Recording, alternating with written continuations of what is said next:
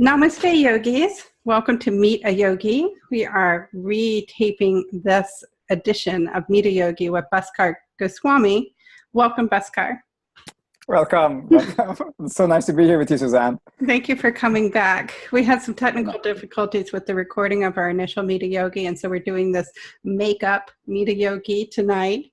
Bhaskar Goswami is the founder of the company SADHANA, and his company, we're going to be talking about that company tonight, but it's an app that you can download, and he's going to talk a little bit more about it, but it helps teachers to use space that's already out there and at low cost or free. And then this space is is available for people, so they use the app to find out where classes are going on. And then the classes are actually done just purely by donation, and it can be in cash or through the app. Everything's anonymous. So it's really a beautiful way of teaching a class, and I wanted more and more people to know about this app as a method of starting to teach in a way that I think feels really aligned with yoga values, and also allows us as teachers to teach with not a lot of overhead on the space, which is the biggest problem for making a living as a yoga teacher, is how do you maintain a big space, or if you don't maintain a space, then how do you have a space that's accessible to you and how that people will find it. So thank you so much for creating this app, and I'm really interested to talk to you about it tonight and to share this with the members of the sadhana community for yoga teachers and enthusiasts. Thank you, Suzanne. Thank you. So tell me a little bit about yourself and how you came up with this idea for SADHANA. If I may, Suzanne, before we start, could we take one deep breath just to tune in? And I encourage the viewer/listener to do the same, just so we are inspiring together. One deep breath, please. So together.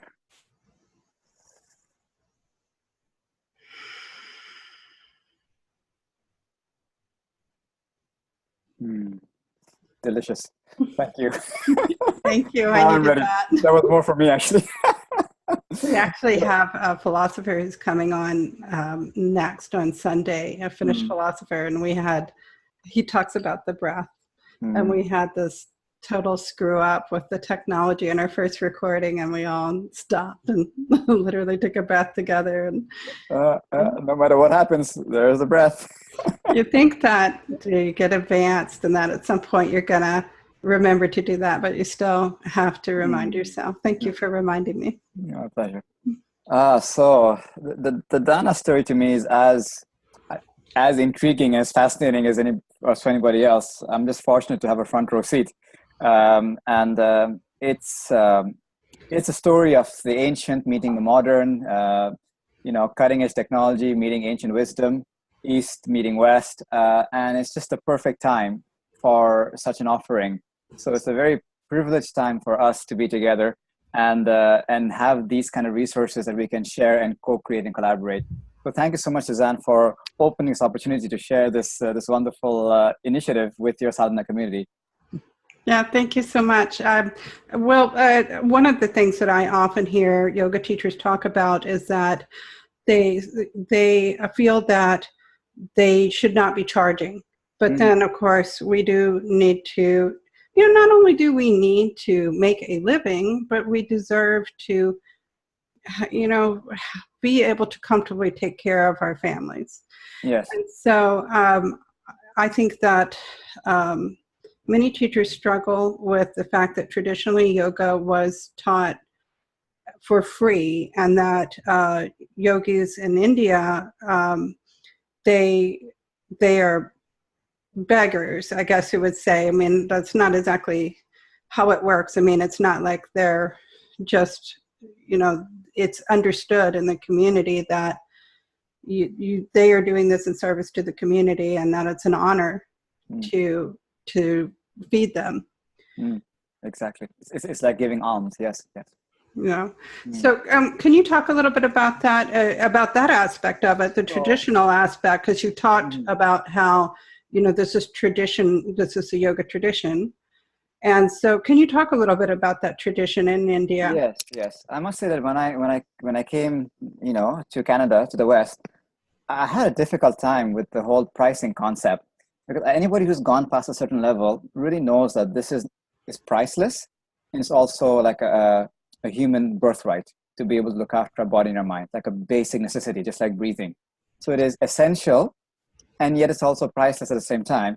And to put a price tag on something that is so invisible and so sort of subjective in terms of value is challenging for yoga teachers. And the way I understand it is, when yoga came to the West, uh, it was kind of compared to all the other physical exercises, the fitness and the dancing and so on, and the YMCA's, and it took on the mechanics of that infrastructure that was already there, because just visually it looks like exercise. So I kind of fell into the exercise bucket. When did you come here? I came here in 99. Okay, So, so that kind of explains that, because there's a shift actually in the yoga community yes, where it sort of got co-opted by the fitness movement. yes. And that was around that time that Mm. it started really getting it shifted out. When I first started in the 90s, I would say it's a little more like the way Tai Chi is now. There might be some person who's teaching it at the Y who's been doing it for 20 years, but you don't see like ads on TV for like Tai Chi abs of steel, or that Tai Chi fans. instructor in the movies, like that's not a thing yet. And it was more like that when I first started, Yeah. where it was sort of a niche thing. And recently it's been really co-opted by the fitness industry. So Multi-billion-dollar industry in itself, yoga. And I often make the joke that the East is very good at giving people the present moment. The West is very good at knowing what to do with it. And the yoga was just yoga for centuries in India. It comes here, and now you have like salsa yoga, dog yoga, aqua yoga, pure yoga, goat yoga, and all kinds of stuff. It's very creative. In just the span of 20 years, so many variations. What Whereas part of India, what part of India did you come from? I come from Assam, in the northeastern side of India. Not that well known as some of the other areas, unless if you drink tea. Assam is actually famous for tea. So if you're a tea drinker, you'll probably enjoy Assam. I feel very blessed to have grown up in Assam. It's a very beautiful part of the world. It's very lush in vegetation and very plentiful in fruits and everything else. I was born into a middle-class, typical Indian family. My mother was a teacher, my father, engineer. Just really your very classic childhood memories of cycling down the roads to go to school. And every morning, there was like 1,000 children in a massive playground. And there's an instructor with a megaphone, shouting instructions for our yoga practice. So inhale, exhale, And I remember being in the back somewhere just goofing off. So it was kind of like that. That was my first introduction to yoga, although I had no idea that was yoga. That's just how school started every day. And then you salute the flag, sing the anthem, and off you go.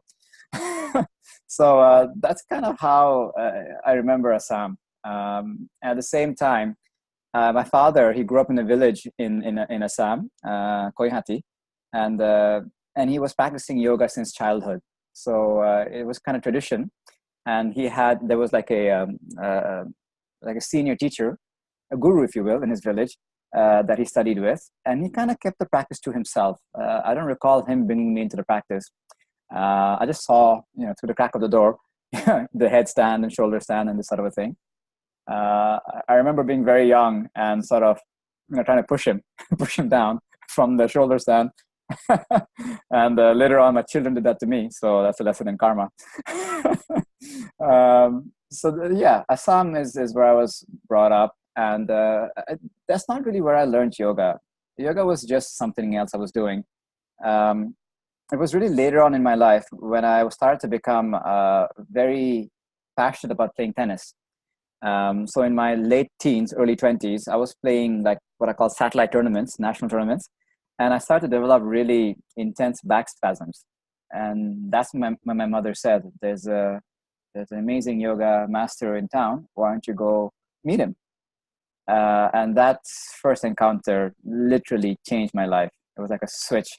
And my thought was that I couldn't believe a human being could be built like that. I'd never seen anybody like him. I saw him. I was just in awe. I was like, wow, is this, and I remember thinking, if I can be just a little bit like him. I can't hear you, Suzanne.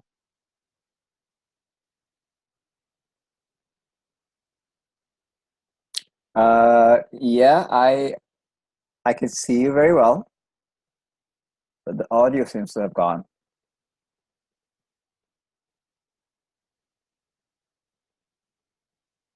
Uh, it's okay. It's a recording. We can edit.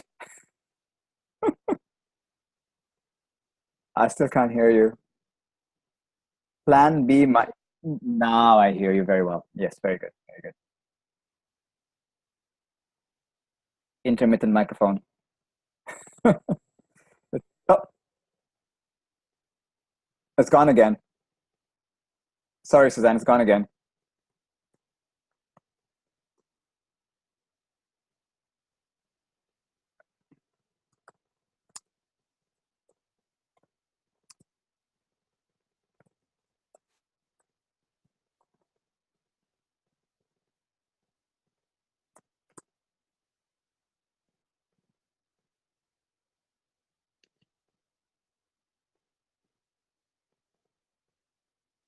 Yeah, I hear you again now. Sure, sure, no problem at all.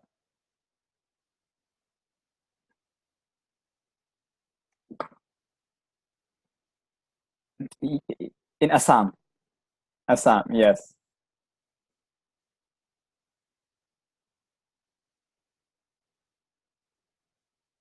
Not champion, just enthusiast.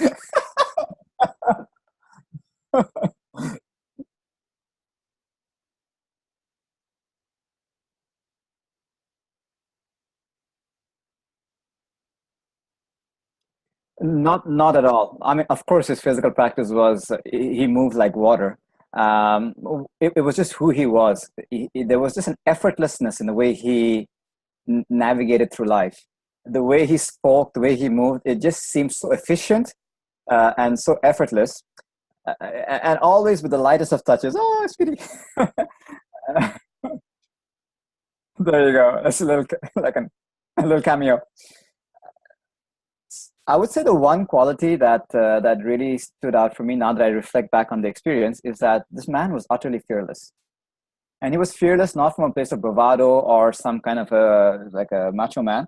It was just like he had nothing to defend, nothing to protect. So he moved in such a fearless way. That's the quality that I was like, wow, I've never seen a person so utterly fearless before. And he took me in as his son, which I was very honored for. And he sort of taught me on private. And to say that the way this experience happened for me was he was an honored guest in a South Indian family's home. He was from South India. And I remember going into this person's house, and it's a person, this family, I'd never met them before. Typical mother, father, and two kids. Very simple, humble home. They had pushed the furniture aside. They put the yoga mats in like a fishbone structure. And maybe about 8, 10 people were there. So I was in a complete stranger's home, surrounded by complete strangers, being taught by this man I'd never met before. And there was no mention of price anywhere. I had no idea. There was no sign, no recommendation, nothing. And I just saw that. I was like, sure, I'll show up. Yeah.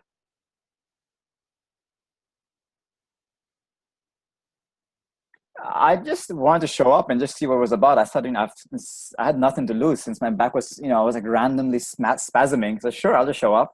No expectation, no real, sort of projection on what it was going to be like. And then I saw in the end of the class, there was a white envelope to the side, and people were just putting money into the envelope, anonymously, just putting money into the envelope. And I go, oh, that's how it works, you know. So so I got the hang of that, and so I came with my envelope and put it into that envelope, and that's how I learned yoga, and really that's how yoga, meditation, martial arts, all the wisdom traditions, that's how it was passed down for centuries. And the best of my understanding, that's how it remains so pure. There's something very pure about a teacher coming in with no expectations, no price point to perform to, and students just spontaneously giving whatever they feel is right and whatever they feel is the right value, understanding that they're not paying for that class, they're actually expressing appreciation, and their dana, their generosity, allows the class to go on. So we've had teachers on the dana community who also take all the money and contribute it to a cause they find meaningful, just from a point of view of a birthright for everybody. So this is something that everybody should have access to, just like good food, fresh air, clean water. Now, if you were to charge a price, even if you say recommended suggestion, if you were to set a price, the people are obligated to sort of match that price, or so by definition that becomes elitist, because some people cannot in their life situation maybe afford it. Or opposite, some people might want to give more and you've sort of limited them. Now, conversely, if you make it free, it is simply not sustainable for people who are dedicated and committed to doing only this and sort of going deep and sharing that depth of their experience. And also, I think we all know that if you do not put something into it, you don't get as much out of it. There's this interaction and energy exchange that takes place, which is so valuable by just your commitment being expressed in that contribution. Exactly. If you go back to the ancient times, the understanding is that the moment you make the contribution is not the only isolated act of generosity. The whole thing is an act of generosity. The host offering the space and sort of appreciating, in fact, even revering the teacher and welcoming the teacher as an honored guest. That's a very generous thing. The teacher coming into his home, and teaching complete strangers is generosity. The students coming in and trusting this home and trusting the teacher is an act of generosity. So it's not just at the point of contribution, it's the whole experience. It's the culture of generosity, really, which all cultures had.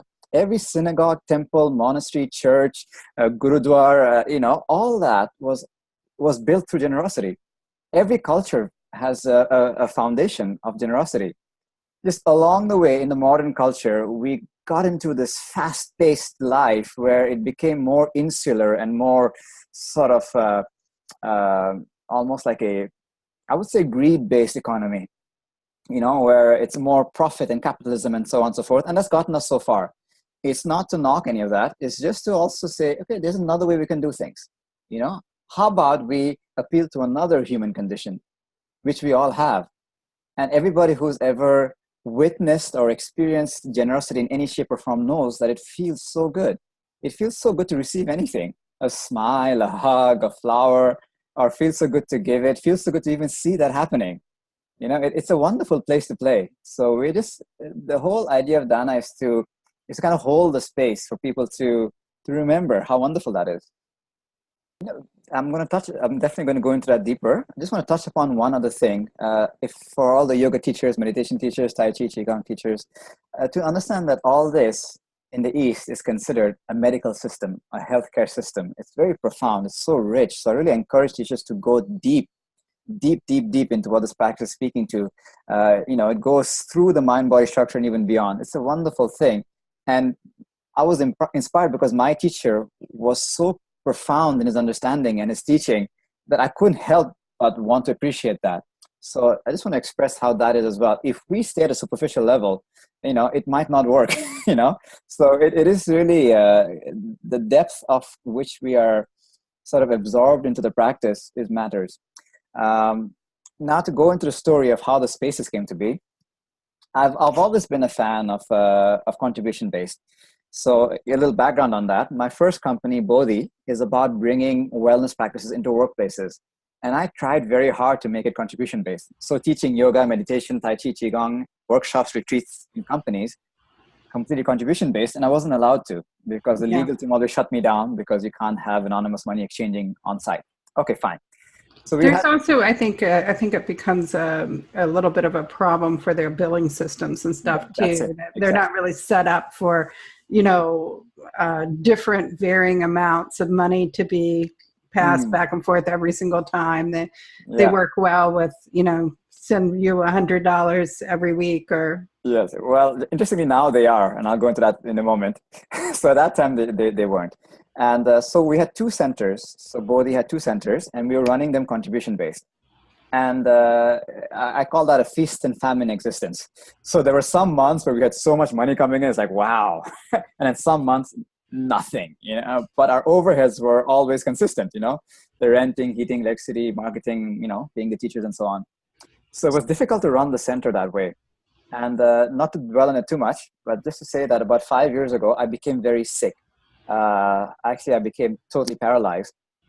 And in coming out of that, I'm very grateful that I'm fully recovered now. Me too. And it was touch and go for a while. And when I came out of it, I was still partially paralyzed. And I felt compelled to teach, and I was called back to the studios to teach. And I couldn't even sit down, because my body was hurting so much. So I was teaching more what's called Jnana Yoga, or more philosophy and theory. And there came a day when in my heart, I knew I'd have to close the centers down. So it was around 7 p.m. I'm walking to the studio, knowing this was the news I had to bear. So I taught the class. And end of the class, I said, I have to make an announcement that by the end of this month, I'm going to have to close the studio. And that's all I had. With a very heavy heart, I expressed this. There was pin drop silence. And some people started crying. Some people started to hug each other. It just got really heavy. And I started crying too. And this one man, he started to rub his chin and he said, yoga has given me so much in my life. I've just furnished my basement. I have hardwood floors. The place is completely empty. Why don't you come teach in my house? You don't have to worry about all these overheads. You just come and teach and go away. I said, that's a good idea. I could do that. Sure, why not? And then diagonal from him, another lady, she said, well, if I move my dining table, my sofa set and furniture and things like that, we can hold about 14, 15 people. Come teach in my house. Said, oh, how wonderful. Sure. And another lady offered her space. So a week later, there I am with a dollar store box, going from house to house. I teach the class. It felt so liberating and I felt so much love and so much humbleness to be invited to people's home, and everybody came. Beautiful practice in this very homely, very sort of, very informal environment. And we hugged them. I took the box, came back home. I opened the box and it was full of money. I couldn't believe it. It was like stacked every time. And I told my girlfriend, Caroline, it's like, wow, this is amazing. I have no overheads at all. All I do is I show up, I do what I have to do, walk away, no admin, no accounting, no nothing. And so I got some more of my teacher friends sort of involved and engaged in this way of teaching, sound healing, meditation, all these kind of things. And in 2015, we decided to do a crowdfunding campaign on Indiegogo. So Carolyn and I and some of our friends, we put together like a 3-minute video. We put it on Indiegogo, crowdfunding platform. And lo and behold, it raised $17,000. Wow. So what's cool about this is that you work in engineering, right, as your day job, right? Yes, well, this is my background, but now I'm a full-time, what I call yogipreneur, to bring yoga into the world. So what's cool about this idea is that the idea did not come from this tiny brain. It came from the community. And the crowdfunding campaign was people from all around the world contributing, from Dubai, from Hong Kong, from Amsterdam, just saw the video and contributed. And that allowed us to build the website and the app. And now it's the people in the community who are jumping on board and teaching and participating. So it really feels like it's something that is the right time. And all of us are just learning and stewarding and in a path that has never been walked on before. So there's no teacher here. We're just kind of learning and adapting accordingly. Sort of old school and new school. It's kind of the idea of a pop-up class, but also it's also back to what you experience in India of people just opening their homes to gurus so that they could teach and just give from their heart, and people appreciated it and showed that appreciation through a donation. I want to talk about, let's say that I'm a student and I'm looking for a yoga class that's being taught through Dana. And I download the app and then just find things in my area, or? Yes. So the experience there would be, you can either download the app or go to the website, globaldana.org. In either case, there is a geolocator which kind of identifies classes in a neighborhood. And if there aren't any, just let us know. We can start a class there. It's quite easy. And the classes happen in homes, in cultural centers, in offices, in cafes, any available space really that's conducive to that activity. So you find an activity that you like. Let's say it's Tai Chi, and you register online, which is you reserve your spot, and your spot has been reserved. And if it's full, then you are on the waiting list, and you'll get a reminder if the space opens up. So you go to this class, you experience the practice, and then when you come home, you receive an email, which would essentially say, hey, Suzanne, I hope you enjoyed the practice. We'd love to get your feedback. And to keep the generosity flowing, you can click here to make your contribution. So when you click, there's a PayPal pop-up, and through that system, you make an anonymous contribution. So what that means is the teacher does not know who gave what. The teacher only knows how many people came and what the total contribution is. Do you also can collect people can donate in cash on site as well? So you can bring cash, or you can just donate through PayPal afterward, or you can just not. We sort of handhold the process of teachers to create their contribution box, so people can either give the cash on site or make the contribution online, whatever they're comfortable with. We found that it works either way. And if it's cash on site, just to give you an idea of how this works, is we in Dana we keep 10%, which basically covers our costs, pays the banking fees and admin, accounting and legal fees, everything else, and allows us to grow. And 90% goes back to the teacher, sometimes teacher and the host. If somebody's contributing by cash, then it's an honor system. So in the end of the month, the teacher just says, whatever, I got $100 in cash, and they contribute $100 to Dana, and they get their 90% back. So the principle here is that the teachers do not know what every single person is giving, but they know what the total and the average is. So we can see that. So we can see how a class is doing in terms of, is this something that is allow the teacher to thrive? So we're looking for thriving, not surviving or sustaining. Well, I appreciate you saying that, because I feel that way as well, that thriving, not surviving. I was just listening to, there's a woman, I'm going to actually go on her podcast later this month, and she does the Connected Yoga Teacher podcast.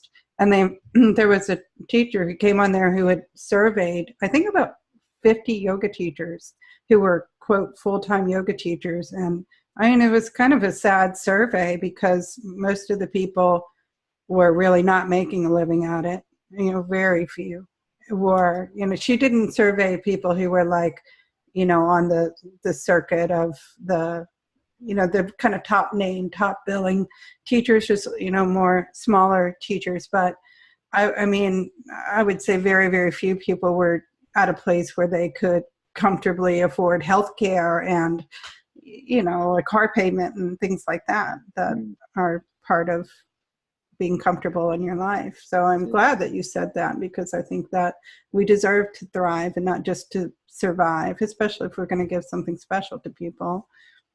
Absolutely, 100%. It saddens me so much to see such gifted, talented, committed, sincere yoga teachers who just can't make ends meet, so they do some job half-heartedly, and this amazing gift that they had is completely wasted, that can help so many people. And I myself, being a yoga teacher for 20 years, I've seen all kinds of people. I know it can help everybody, and it's as valuable as anything else that's out there. So I'm not about this notion that yoga teachers should be struggling, and I must say there's another phenomenon that's sort of feeding this cycle. I think it's important to touch upon it, is that yoga studios are generally difficult to sustain. Yes. And the main reason is most of the time it's empty. When you go there for a class, it looks full, but really most of the time it's empty. But the rent is there happening every single month, and the studio owner, they always open the studio with the best of intentions, to serve community and to spread this beautiful teaching. And when it's difficult to make ends meet, of course, the easiest way to get revenue really quickly is to offer teachers training courses, right? Right. So, yeah. When I was first starting in '99, there was maybe only about 4 teacher training courses happening in Montreal. Now there's probably 4 happening every week, and each studio is doing about 6 to 10 teacher training courses, sometimes every year. Each course is about 20 people. If you do the math, that's like thousands of teachers coming out every single year. And where are they going to teach? They're going to teach in your neighborhood, in your company. Which I honestly don't think is the big problem. Like, I think that there's plenty enough yoga to go around, but I think that we kind of watered, when I first started teaching, none of my teachers had ever, all of my teachers have practiced yoga at least 15, 20 years. Like, I never had a teacher who was, like, my teachers were hardcore. All of my teachers were hardcore. And that was my experience of what a yoga teacher should be. And then all of a sudden it was like people were just cranking out teachers who had just started yoga yesterday. I was shocked. I went one of the studios when I was in Wilmington. There's a studio, and it's a long story, but I was just subbing there, and there was a woman who I was teaching, and there's this sort of standard material that I teach anybody who comes to me. If I get you for one class, this is the class I'm going to teach you. So I've taught it to a lot of people, and I watched her, and I would say this woman really did not understand it. She didn't understand how to breathe and how to move. She was, really what I would say, more toward the beginner side. And while I was there, the studio owner came in and started trying to sell her teacher training. And I was like appalled. I was like, this woman is not ready to be a teacher. And that's part of why I do a lot of educating about how education works in general and what's wrong with this model from an educational standpoint, because there's a reason why I felt in my gut that woman wasn't ready to be a teacher. And also we're all stuck on this idea that there's just yoga teacher, and there's not like advanced yoga teacher or that person who's just teaching a neighbor. Exactly. Like you don't have to be like. That's it. Yes. That's why it's the perfect storm. You see, because there's in one level, so many teachers coming up, which is a good thing. I think having teachers, it just makes it more accessible. You combine that with the fact that many of them might already have a job, or they're just doing it as a hobby. So they're starting to teach for free or for the very low price, like $20 or something like that, $3. It becomes very difficult for an independent professional to teach yoga when their yoga happening at such a low price point. It kind of brings the market value down. Yes. So imagine if somebody just. I knew this one incident actually. It really inspired me in a very strange way. Back in the day when I was an engineer, I was like a senior design engineer designing circuits, and I heard that in my company they're going to offer yoga. I'm like, wonderful, yoga in my company. So I go downstairs to take the class, and I meet this sweet lady, very sincere, lovely lady who I know. Her name is Linda, and she's a fitness teacher. I know her as a fitness teacher at a YMCA nearby. I said, Linda, I didn't know you were a yoga teacher. And she said, I'm not. I was told to teach yoga here, so I just saw some YouTube videos. Oh my God. and she was so embarrassed that I was there. And the class was really like, wow, if my teacher saw this, So, it's important to realize that just being a good person, having good intention is not enough. The skill is important. If your plumbing breaks and somebody comes and says, let me fix it. And you ask, are you a plumber? No, but I'm a good person. But are you a plumber? No, but I really care. But are you a plumber? Yeah. You have to know what you're doing. We care. Yoga. I think a lot of I speak to a lot of new teachers. Like I kind of found when I first started my company SADHANA, I thought that the people I meant to serve were people like me, like longtime yoga teachers who were, just trying to figure out how to really make it work. But what I found was that a lot of who I meant to serve are really these newer yoga teachers, because they feel like something's wrong too. Like they take it really seriously and they feel like it should be serious. And then they get into teacher training and they're so disillusioned. And the teacher trainings are often not developed properly, so that they're way below the level of the people coming in. And then they're like, I didn't learn anything in teacher training. And now I really love this. And I spent all this money to commit myself to it. And I don't feel ready to teach. This is So happening it's all around the terrible. world. It is. And, teachers don't feel ready. They feel uncertain. And frankly, many of these courses are really sort of one-sided. Either they're focusing a lot on anatomy, but not much on the philosophy, or heavy on philosophy, but not much on variations, heavy on variations, but not more on the, so you see like these glaring weaknesses in so many of these courses. Like you said, this teacher who had no appreciation for breath awareness during practice, and this is fundamental, Right. or some understanding of the Yoga Sutras, or, where this comes from. It is so essential to have that. Otherwise, it is the same as fitness, and it doesn't have the healthcare system aspect. And it makes it difficult because, as you pointed out, in the yoga world, there is no understanding of experience. For most companies and organizations, they just have this employee services. They have a checkbox, yoga, yes, check, They don't look at how qualified the teacher is. No. If they're 2 months or 20 years, it doesn't make a difference because No. they just want to put the green mark on it. So imagine if they did that for the engineers. If you valued a 2-month-old engineer as much as a 20-year-old, 20 years of experience, it doesn't make any sense. This has been the challenge, and conversely as well, yoga teachers who are they just certified, they're not getting a break anywhere because they don't have the experience, they don't have the background, no studio is hiring them, they don't have a following. What are they supposed to do?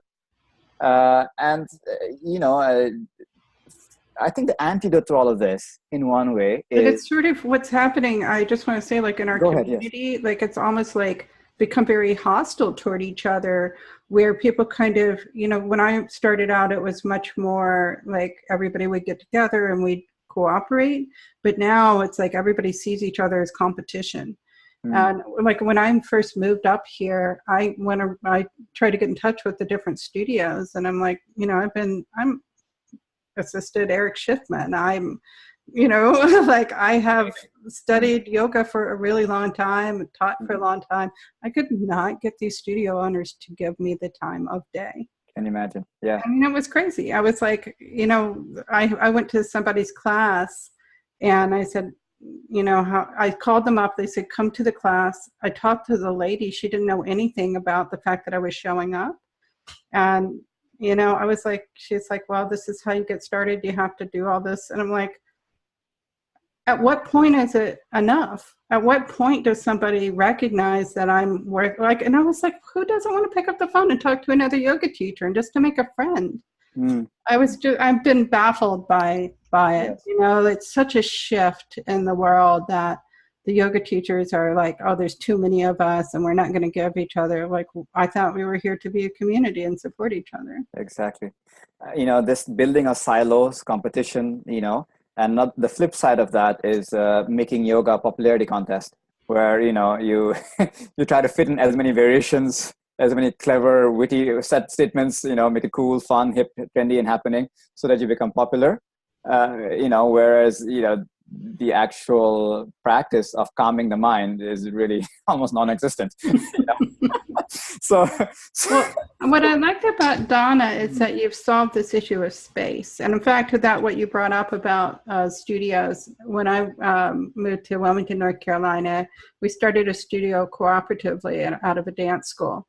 And 9 teachers came together, and the teachers who had a lot of experience teaching said, there's 25 time slots when you can run classes.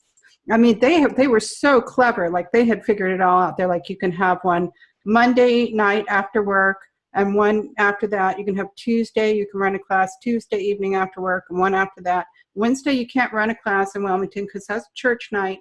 You can't get anyone to come. I mean, they knew exactly what time slots, and they said there's 25 times that you can run a class. And so, the rest of the time, that studio or the space is sitting empty.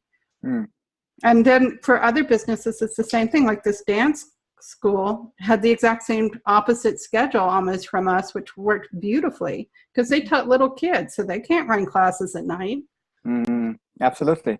When you put on the lens of Dana, when you see through that perspective, you just see spaces everywhere. In the Western world, we're really space millionaires. It's everywhere.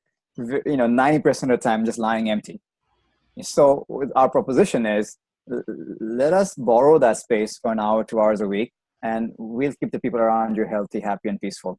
And all of these, these people that have martial arts studios or dance schools or, facilities that are sitting empty, they're in the same place that the yoga teachers are. They've got a big overhead on a space that sits empty a lot of the time. And, by going in and providing, giving them some of the money for the space, it helps them to stay afloat. Exactly. So when we say 90% goes to the teacher and the host, basically the host and the teacher have a conversation and they decide what's fair, equitable, in the spirit of generosity. They let us know and we set that in the back end. Very often the host says just use the space. So 90% goes to the teacher. Or to be fair, get some remuneration. Maybe they'll keep 30%, teacher keeps 60%, whatever that might be. And the way we're working with studios, because there's several studios that are, in the Dana community, is say it's a yoga studio. So Dana is not only yoga. We have any activity that uplifts the human condition. We have recently we have added Spanish and guitar classes, which are contribution based. Or you can have somebody teaching hypnosis and neurogenetics or something like this. We all have our little gifts that we want to share. So for example, if it's a yoga studio, we'll give something that complements that activity. Maybe it's Tai Chi, or maybe it is fitness, or maybe it's dance, so that they have a bigger outreach, a larger audience. They tap into the Dana community. They get remuneration for the space when it's empty. It's also a goodwill gesture saying that, I love this idea. Use our space for a couple of hours. Why not? We've had like men's circles, men's gatherings that have been so powerful, where what we call fraternal unite, guys get together and just really speak openly, something that's not really done in society so much.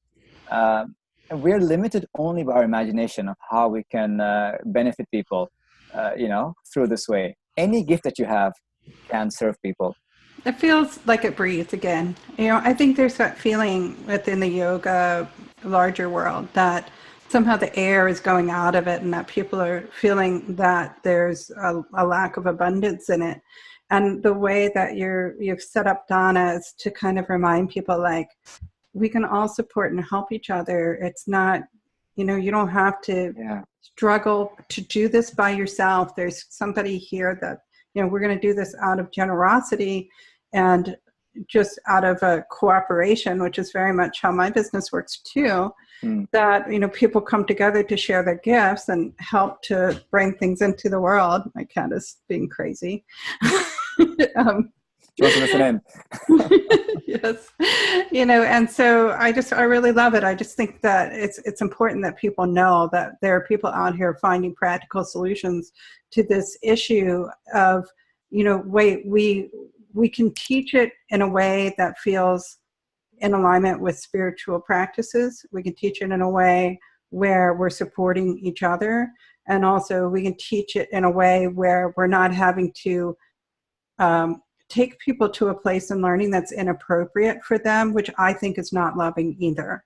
I mean, I think that a good teacher is teaching the student at the level they're at, and that if you're working with people and their goal is to become a teacher, it's not nice to take them, and teach them material they're not prepared for yet.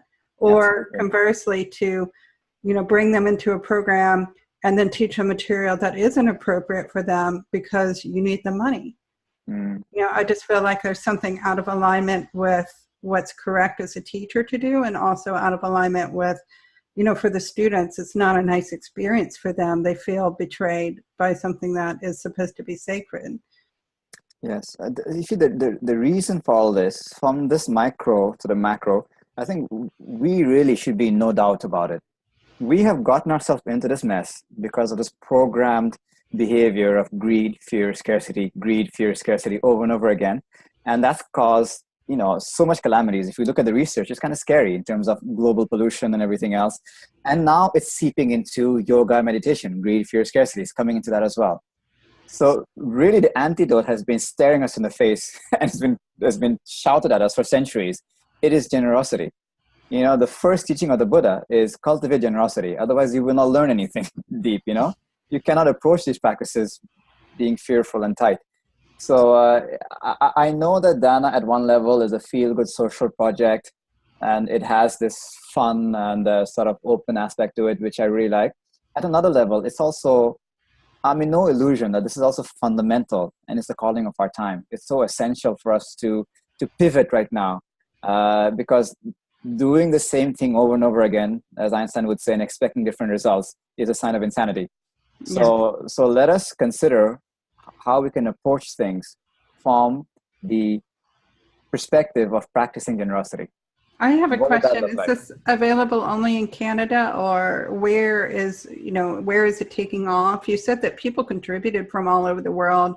Are people using the app all over the world? Is it primarily in your local area? That's a very good question, actually. So a little snapshot of the history behind this. I stopped at the point where in March of 2016, we launched the website and the app. It was built. And it was just a crazy year. We were pinging all around the world. We were in Hong Kong at the biggest startup festival, then in Morocco at the climate change conference to give seminars on wellness and climate change. Then we won the CBC Media Prize in Canada's biggest startup festival. And in 2017, we started to expand very fast. We started to have dozens and dozens of classes showing up everywhere. And I felt that this is it. This is generosity. We want to have as many classes as full as possible. And this is what we should be focusing on. And people who are much wiser and really wonderful mentors have made this very profound observation that I was focusing on the fruits, where I should really be focusing on the roots. The health of a tree depends on the roots, not the fruits. So I kind of lost sight of what this is really about. And what this is really about is us as a community really practicing and cultivating generosity together. So what we've done recently, under the guidance of some amazing people, is we sort of eddied in. And now we have selected just 10 classes that we're giving our full attention to, in terms of we're actually meeting together and learning from each other and really asking, how can every touch point of this experience be more generous? Because that's the roots. That's beautiful. Yeah. So right now, that's where we are, because we have full understanding that if we take care of the roots, the fruits will be plentiful and very healthy. So that's where we're focusing for the next 3 months. We have this pilot project that is so wonderful and so important. That's this diverse range of teachers and students and classes that we are starting in a couple of weeks. So whoever's inspired by Dana, I request that you let us know and know that in 3 months, we would have learned much better how to support you properly. Because we've had classes in Amsterdam, in Hong Kong, in Morocco, in India. The system is ready, but this is not about the mechanics. It's more about the culture. How can we express this in the spirit it's meant to be? It's not free, it's not charity. I also want for people who are watching this to say that this has been an issue for me personally. And as I came into business, one of the biggest concerns that I had, and I've heard many, many people have, is that, you go into business and you fear that, well, as you do that you will sort of, become corrupt in some way, or that you're going to start, people have had a lot of bad experience with there's a lot of bad yoga practices and businesses in yoga where teachers aren't getting paid, or spaces just shut down and they don't tell anybody, all this stuff. I hear all the horror stories. So people are afraid to do it. And what I want people to know is that to hear what you're saying, that you're putting the intention of love in every single aspect of your business, so that you're really thinking through, when somebody walks in the door, how do they feel love? When somebody uses the app, how do they feel love? When somebody experiences the teaching, when they give the donation, how does all of it be an expression of love? And it is possible and important that you make that commitment in your business to be devoted to creating experiences of love, and especially in the things like how you handle money, which can get really icky. And I've seen teachers do stuff that, because they didn't want to think about it. Teachers who were stuffing dollar bills down their, pockets, taking money. It's like, who does that? That doesn't look right. That doesn't feel right to people. Yeah, I love what you just said. This pure, innocent, deep care, of doing justice to the practice and serving the student the best you can. That's your job. That's it. The rest, the rest is none of your business. The rest is the people going, thank you so much. So it does not become a performance or a popularity contest. And I find this thing with money is it's two things, and I'm very much in this category of what's called the money monk, where there's a resistance to take money because it's so beautiful, so precious that, it's so priceless, and all you want to do is just humbly serve it. And my mentors have reminded me that what money essentially does is it amplifies who you are. If you are on this huge ego ride, then sure, this money is going to make you go crazy and, go in all kinds of directions.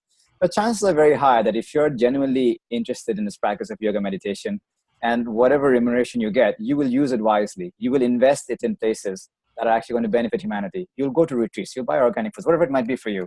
And that's going to encourage that industry. So it is so important for us yoga meditation teachers to be empowered in that way, so we can actually shift the current of society.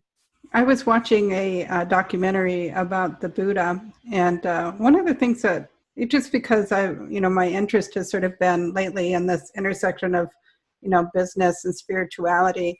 And one of the things that they were saying is that after today you can go and meditate under the Bodhi tree, like it's still there.